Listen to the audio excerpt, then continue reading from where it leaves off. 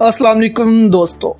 इसहाक डार का रूस से तेल खरीदने से मुतल्लिक एक बड़ा बयान सामने आया है, जिससे एक सवाल खड़ा होता है कि क्या अमेरिका ने जानकर पाकिस्तान को रूस से तेल खरीदने का ग्रीन सिग्नल दिया है।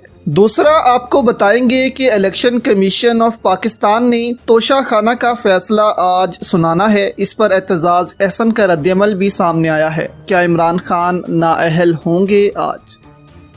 इसहाक डार ने कहा है कि पाकिस्तान ने आज से रूस से तेल खरीदने का काम का आगाज कर दिया है। इसमें रुकावट दूर हो गई है। अमेरिका को बता दिया है सस्ता तेल खरीदना हमारा हक है। कोशिश है कम से कम इस रेट पर तेल खरीद लें जिस पर भारत खरीद रहा है। तो ये बयान सामने आया है इसहाक डार का, यानी 7 माह बाद नुकसान बर्दाश्त करने के बाद इनको पता लगा है कि अब हमने रूस से तेल खरीदना है। तो यहाँ ये सवाल खड़ा होता है कि क्या रूस अब पाकिस्तान को उस रेट पर तेल देगा?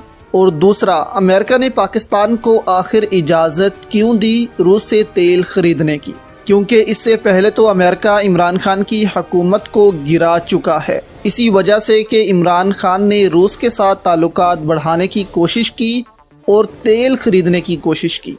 7 माह कबल हम देखें तो यूक्रेन जंग के बाद रूस ने अपने तेल की कीमत 30% तक इसलिए गिरा दी थी क्योंकि अमेरिका ने बहुत प्रेशर डाला था दूसरे ममालिक पर कि रूस से तेल नहीं लेना, और सैंक्शंस लगा दी थी रूस पर कि डॉलर में अब रूस तेल नहीं बेच सकेगा। रूस ने उस वक्त अपने तेल की कीमत 30% गिरा दी थी, जबकि आलमी मार्केट में तेल महंगा था। भारत, चीन जैसे मुल्कों ने इससे फ़ायदा उठाया और रूस से ये सस्ता तेल लिया ताकि इससे इनकी सनत मजबूत हो, और इसके आगे इन ममालिक ने अमेरिका की पाबंदियों को भी नज़रअंदाज किया क्योंकि उनको अपने मुल्क का फ़ायदा नज़र आ रहा था।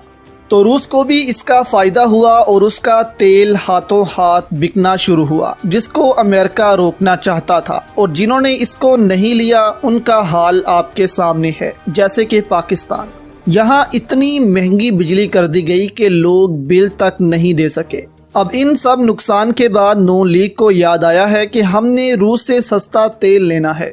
चलो, देर आए दुरुस्त आए। लेकिन यहाँ क्या हो अगर रूस इनको 30% सस्ता तेल देने को तैयार ही ना हो कि जो रेट हमने पहले दिए थे वो तब के थे। अगर आपने हमसे तेल लेना है तो आलमी मार्केट के हिसाब से ले लें, इसमें हम 4 से 5% आपको रिलीफ दे देंगे।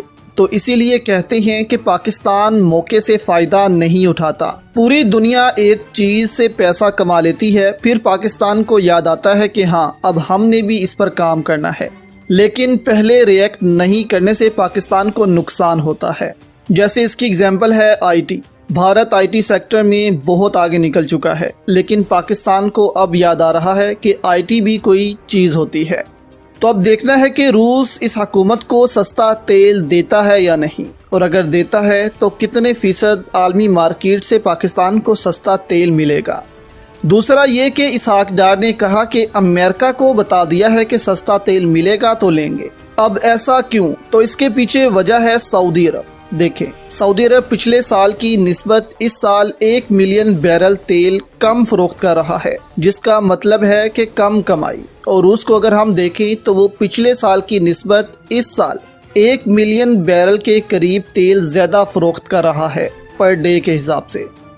यानी कि रूस का तेल अब ज़्यादा बिक रहा है सऊदी अरब की निस्बत, क्योंकि चीन और भारत जो तेल सऊदी अरब से लेते थे इसका आधा अब वो रूस से लेते हैं। जबकि अगर वही 30% सस्ती कीमतें रूस ने लगाई तो चीन और भारत सोच रहे हैं कि अपना सारा तेल ही रूस से लेंगे, तो इससे सऊदी अरब की कमाई और कम होगी। और अमेरिका भी अब सऊदी अरब से बदला लेना चाहता है और कोशिश अब ये करेगा कि दुनिया सऊदी अरब से तेल कम से कम ले, और पाकिस्तान भी अगर अपना तेल रूस से लेता है तो सऊदी अरब की कमाई और कम होगी।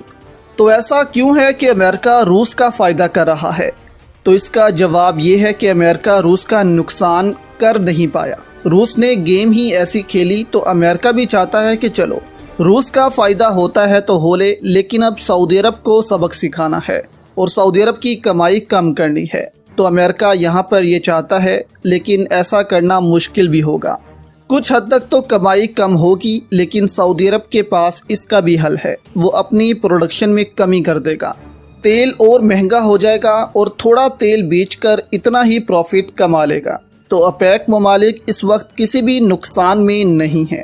تیل دنیا کی نیڈ ہے جو روز چاہیے۔ آج تیل یورپ میں دیکھ لیں کتنا مہنگا ہو چکا ہے، آسمانوں پر اس کے ریٹ جا چکے ہیں اور لوگ سڑکوں پر ہیں، اتنی مہنگائی ہو چکی ہے یورپ میں، جبکہ حال ہی میں برطانیہ کی وزیر اعظم نے بھی استعفیٰ دے دیا ہے۔ تو دوسری جانب دوستو، آج الیکشن کمیشن آف پاکستان کا ایک فیصلہ بھی آنا ہے توشہ خانہ پر۔ اس پر اعتزاز احسن نے بھی اپنا رد عمل دیا ہے۔